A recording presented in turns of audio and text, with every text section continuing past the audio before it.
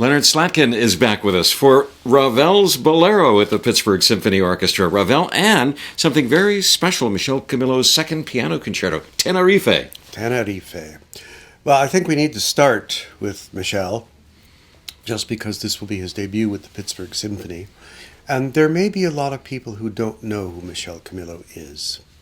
So let's start by saying, first of all, he's a classically trained pianist. He studied at the Juilliard School with no less than Jacob Lateiner, one of the great pedagogues of the instrument.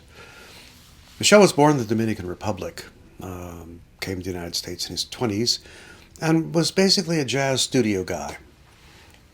But his career took him in many, many different paths, and ultimately he became possibly the leading Latino jazz pianist of his generation.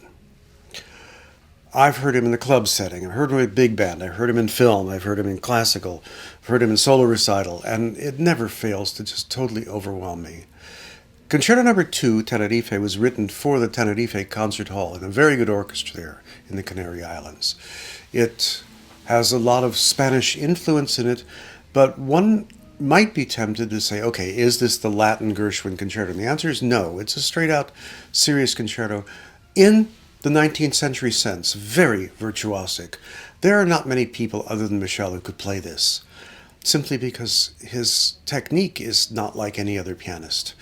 He has wrists of steel and rubber at the same time. His accuracy is uncanny, but he also brings this incredible sensitivity to the playing. I think audiences are going to just fall in love with him and his music. And I never like to say this, but it's worth it to hang around when he starts playing encores.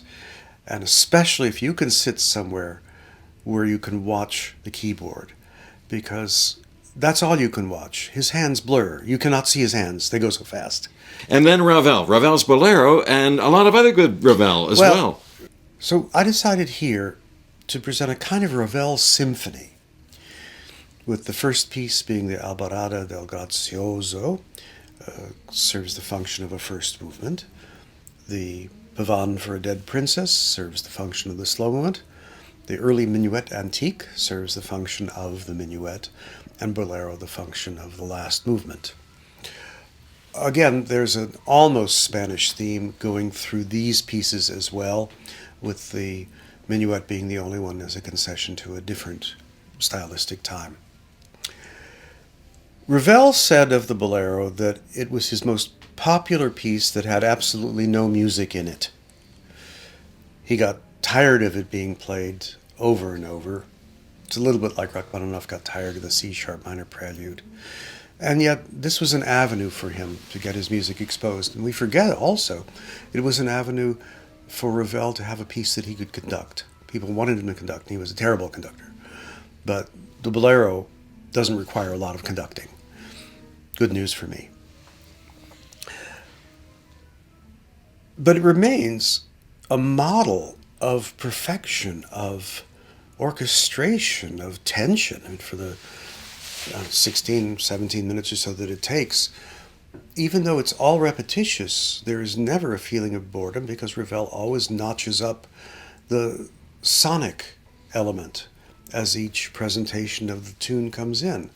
It's a flute solo, it's a clarinet solo, it's a couple of sax solos, it's a trombone solo, it's a combination of harmonics with two piccolos, horn, and celeste, constantly surprising us with the sound and with the energy.